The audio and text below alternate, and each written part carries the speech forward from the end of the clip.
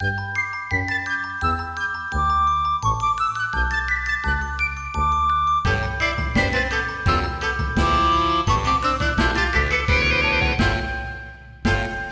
moms won't say. Good evening, everyone, and welcome to Shit Moms Won't Say. I am truly, truly honored that my guest tonight was able to find some time to come and chat about what is probably one of, if not the most pressing issue in our society today. This woman that you are looking at spends her day tirelessly acting for gun reform and for gun violence measures and anything around that topic, you name it, she does it. She is the founder of Moms Demand Action, part of Everytown For Gun Safety. Hold on, mom of 5, Shannon Watts. Thank you so much for being here. Thank you for having me. And as I joked, I know I'm catching you at like one of the most trying times in our nation's history. So I really do appreciate you making time this week. And for reference, thank you for coming on here. And for everyone, knows when we sort of film earlier, we're filming the week of, it's not gun violence, but we're filming the week of like the George Floyd trial. There's just a lot of, there's a lot of shootings, police shootings this week, unfortunately. Yeah. So many shootings. And I can't even imagine like what the news actually publicizes versus what has to just be tremendously different. So, what a week in our history. And I'm so excited to talk to you and kind of hear what you have to say about it and your thoughts on moving forward.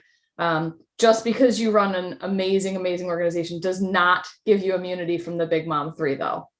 Okay, that's fair. Okay, so let's start there. We'll go there and then we'll get into the more serious, more interesting stuff. Although I think this stuff's interesting too. So first question of the Big Mom 3, did you always know you wanted to be a mom? Yes, I always knew that I would have a lot of kids. I'm an only child. Me too. Really? Yeah. And I always have really been jealous of people with siblings. Now I know plenty of people who aren't huge fans of their siblings. I mean, they love them, but they're not friends with them. So maybe it's hit or miss. I don't really understand how that works, but I wanted to be part of a big family and I wasn't. So I think I created that family.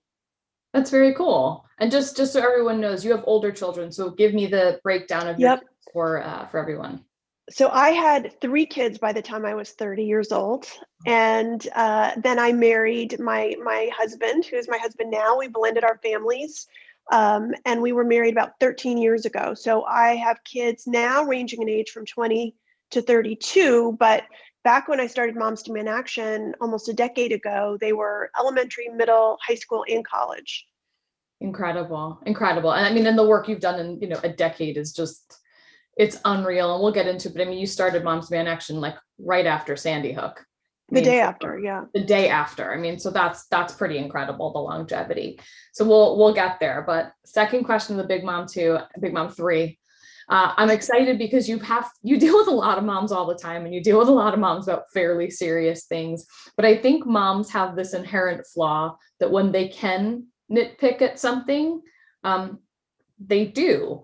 So here's the question. What is the shittiest or most backhanded piece of advice or, thing that's been said to you by another mother or parent? Oh gosh, so many. But I think the thing that sticks with me, when I was raising my kids in the 90s, I put them in daycare.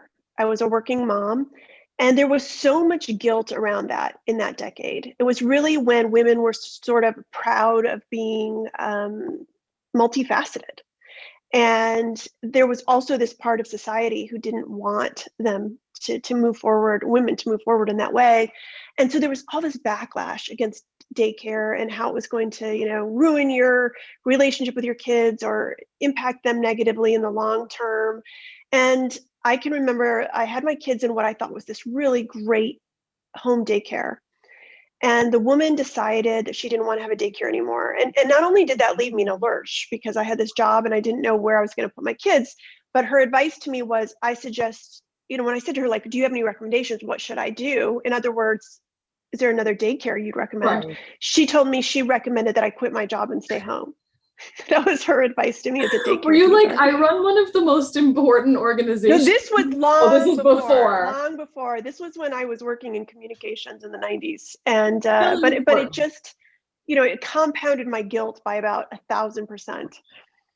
That's rough. That's rough. And you know what's so sad is you are not the first mom on the show to say that almost verbatim, that like guilt tripping of daycare and like the flippancy of like a working, and I say it on here all the time, I hate the term working mom because you don't say working dad. Good point. It's like this fun little sexist thing. It's a really good point. On. Thank you. And people are so quick to say to a mom, well, stay home. Well, what if I don't want to? And what if I'm the breadwinner? Like, how does that work? So good answer. And definitely not alone in that answer. Crazy that that's something that comes out of people's mouths. Okay. Third and final question of the Big Mom 3. What is a skill or superpower you had before becoming a mom that you think has really helped you as a mom? I actually think it's a skill and a superpower that every mom has, and I think it's why Moms Demand Action has become so successful. I always refer to our volunteers as multitasking mofos. I really think the ability to do so many things at once. I mean, I can be doing interviews and texting people and sending tweets, and I will be on conference calls and people say, "Are you tweeting?" And I can still be fully engaged in my conference call. I can do so many things at once, and I can do them really well. And I do think that is something you learn when you have kids, because you have to pay attention to so many things and juggle so many different responsibilities. And I also think it makes you a great activist and volunteer. That's a great answer. It's so true. So I have a 1-year-old. So out of the corner of my eye, I can be like, Lily, do not climb on that couch. I'm on this conference call. I'm working here. I'm writing this up. Like, absolutely. You're right. And I like that. What multitasking mofos? I like that. Yeah. A lot. You should make t-shirts. I was just thinking that. I would love that t-shirt. I'd wear that t-shirt. That's a great t-shirt. Listen, if you need a customer, I may be your only customer, but I would buy the t-shirt. Maybe that'll be my new business. We were talking about how can we like partner in the next coming months. That's right. That's it. T-shirts. We're going to do t-shirts. It's a multitasking mofos. I like it. We'll figure it out. All right. Let's jump into Moms Demand Action, because it's what you have done in the last 10 years. I mean, it's incredible. It's incredible. I mean, Sandy Hook happens the day after you say, I have to do something. Like, this doesn't sit right with me.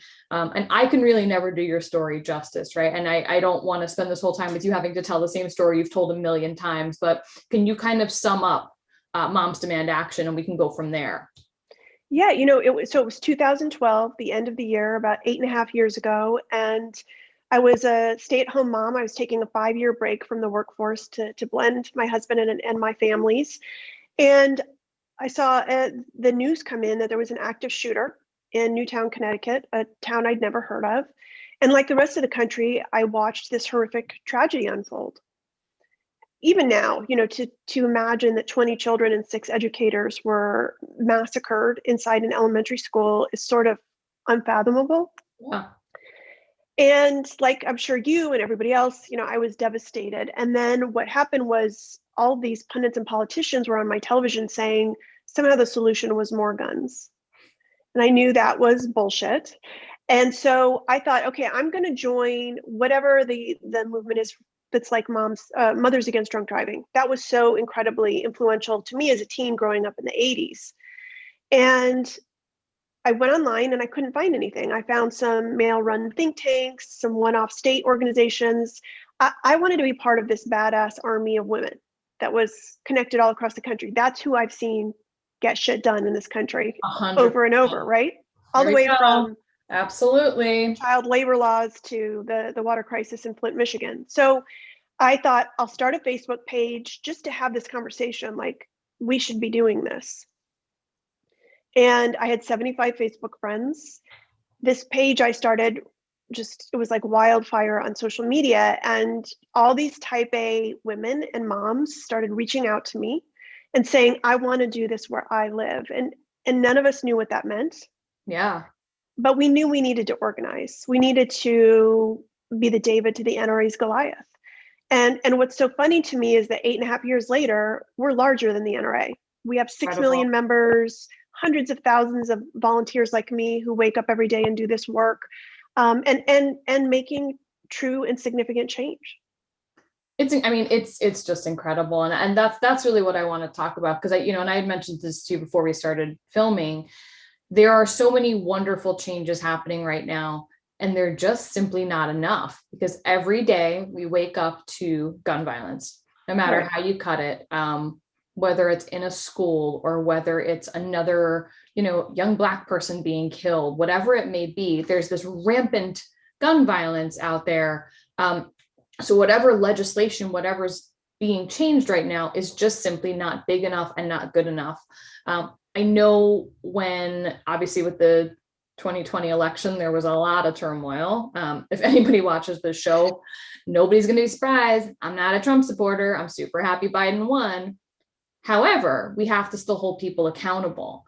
And I know that your group has done a lot of work sort of around tracking like Biden's next move for, legislation and, executive orders around gun controls. I mean, what do you see that looking like? Like, what is your group hoping to get out of this specific presidency, while we have somebody in office who's maybe listening a little bit more to the need of reform, gun reform?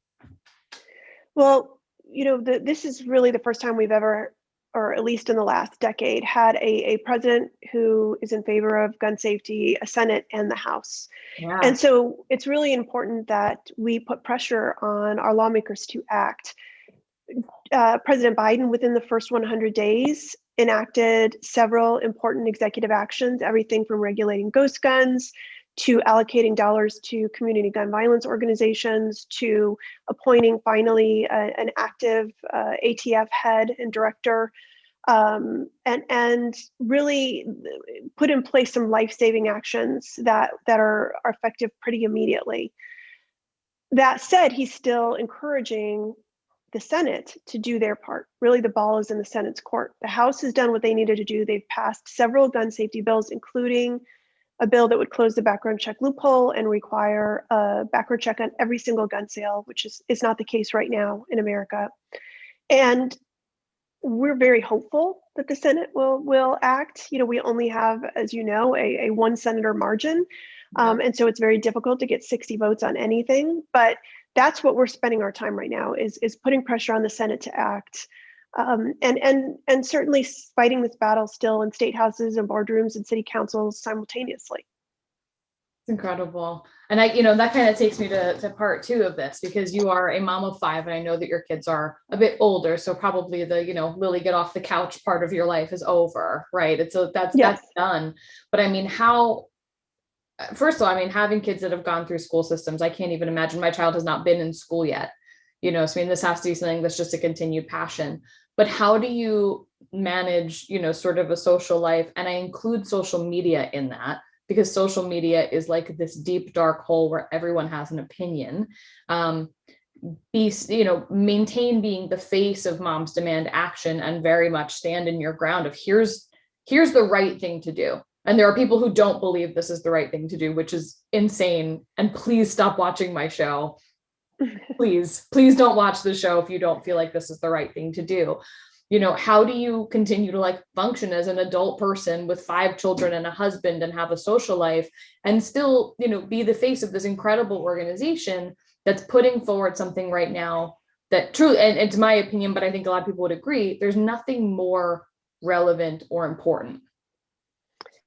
Yeah, look, the safety of our kids is so incredibly important. And we have to remember, it's not just mass shootings or school violence, which is just sort of the tip of the iceberg. It's really the everyday gun violence that kills over 100 Americans, wounds 230 more, violence in city centers, gun suicides, unintentional shootings, domestic gun violence. And it is really been interesting to me. When I started Moms Demand Action, there was this underbelly of America that I didn't know existed. And so I never imagined that just by starting a Facebook page, I would suddenly start to get threats of death and sexual violence to me. 4 of my children are girls, so to me and my daughters. And to start to be worried, as you mentioned, social media, that has been a place where I've I've received a lot of death threats and been doxxed and had a really strange baptism by fire in those early days. But I think what I and so many of our volunteers feel is that, look, if we lose our children, if our communities are wounded, then we have nothing left to lose. And so we're not going to be intimidated or silenced. We're not going to back down. We're going to double down. We're going to ignore the threats and the trolling, and we're going to let it become like white noise, because really that's, again, what they want, is to silence us and to intimidate us into inaction. And that's just not an option with gun violence in this country. Well, I think that there's like this misconception about, not even specifically about your group, but I think groups in general that are organizing for gun reform. I think that that's such a key word, and it came up in like the defund the police movement, right? Like I've said on here before, like reform, that's really the key here, is like, how do we make it safe? How do we use people's skill sets? How do we use people's talents? Like, there's no group out there that's like, guns shouldn't exist. They have no place in our world. Get rid of them. How do we make it safe? So, I mean, how do you respond to people that say to you like, hey, Shannon, this is my freedom. I need my gun. Like, how do you respond to something like that? Because I see it all over social media, and I think it's insane. It's insanity. Well, I always try to make it clear that we're not anti-gun. Right. There's nearly 400 million guns in this country in the hands of civilians, and many of our volunteers are gun owners or their partners are gun owners. This is really about restoring the responsibilities that are supposed to go along with gun rights that have really been stripped away by the gun lobby over decades. And that includes a background check on every gun sale, training in order to have a gun, secure gun storage. Again, things that really the vast majority of gun owners in this country are responsible and agree with. About 89% of gun owners support a background check on every gun sale. So it's really not that polarizing, except that the gun lobby has developed this very vocal minority of gun extremists. And that's who essentially has been writing our gun laws, right, for decades now. Sure. And I'm not sure that you're going to have a great productive conversation with a gun extremist and expect them to kind of come to the middle. But I think sometimes even people who are, moderate on the issue, or if they're conservative, they come in assuming that, to your point, you do want to confiscate guns or undo the Second Amendment. And once you start having a conversation, you realize you're on the same page in terms of the very common sense laws and policies that should be put in place in order to reduce the amount of gun violence in this country. I mean, America has a 25 times higher gun homicide rate than any peer nation. It's not because we are more mentally ill. It's not because we play more video games or we watch violent movies. It's not because we have divorced parents. It's not a lack of religion. It is easy access to guns. That's what the data shows us. And it's pretty intuitive and obvious, even without that data. Yeah. But when we look at states with strong gun laws, we see fewer gun deaths. Well, and I think the most impressive part of it is that you're able to remember all of those statistics. It's incredible. You're like, it's 89% this, etc. I would literally be making them up. Like if I was ever in a position of that type of like trying to change the world in that way, I would be making statistics up because I wouldn't be able to remember them. So that would be an interesting approach. Maybe I'll take it. Maybe I'll try it. Along with our t-shirts, we'll lie for the month of May and see what happens. That'll go well. That's the button, right? So listen, you started Moms Demand Action on Facebook. You started on social media. It has grown, like you said, 6 million supporters, hundreds of thousands of donors. I know obviously the goal is to continue to reform gun laws. What's next for the group? Like, how do you expand something that has a chapter in every state? Like, how do you keep moving this forward and growing?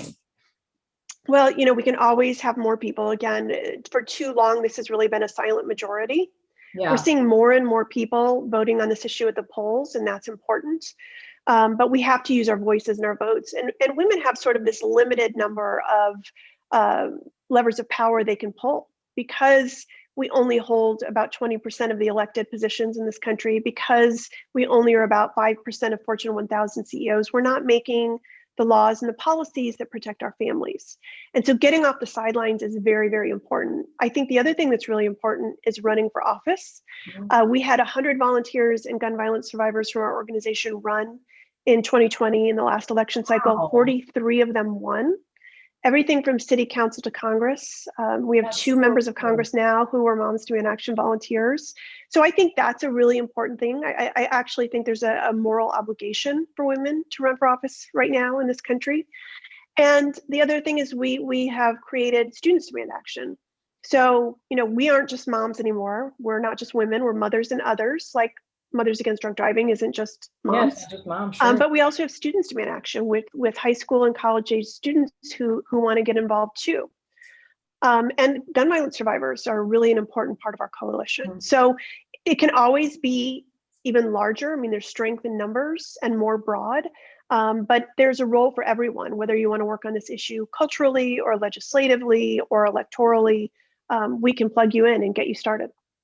That is so cool and amazing. And I hope, for the people that are watching this and my audience it's mostly moms, it's mostly moms with younger kids, honestly. And it's mostly moms who skew on the side of agreeing with this type of reform. And I hope that people are hearing what Shannon's saying and get involved and, get out there and jump on board. Why not? Like, the most important thing is our kids, and the most important thing is our kids' safety.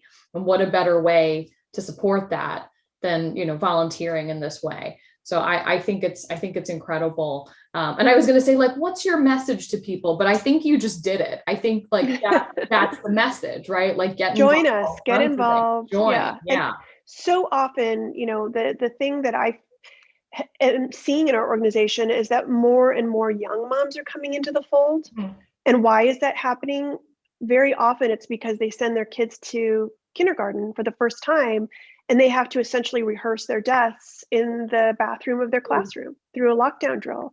And I think parents instinctively realize that those drills are anxiety provoking. They can cause depression, worsening school performance, poor sleep performance, and they're really traumatizing. And so there's this whole generation of new parents who are coming into the fold every time they send their kids to school. Well, it's interesting because I think, like, generationally, my wife and I probably fall into that bucket. And like, when I was in school, we didn't have things like this. Like, we didn't have active shooter drills. And I don't think it's because it wasn't happening. Like, gun violence isn't new. I mean, obviously it's on the rise in an insane way. But now, being probably the last generation that didn't have these drills and plugging our kids into schools and seeing, oh, these things exist now. Like, how do you not get involved? Like, that is, to me, is like the biggest shift in our education system since I left it, is that these things exist now, these active shooter drills, because you need them.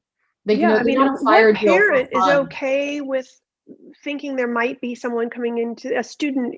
School shooters are mostly students who have easy access to guns in their home. And what parent is okay with their kids, having to choose between run, hide, and fight, when gun violence is completely preventable? Yeah, no parent does. No parent does. And that's why Moms Demand Action continues to grow and thrive and just crush it. It's amazing. So I thank you for being here. I want to give you two last questions, two last wrap-up questions. These are not gun related. So I don't know if we can have statistics around them, but we'll try.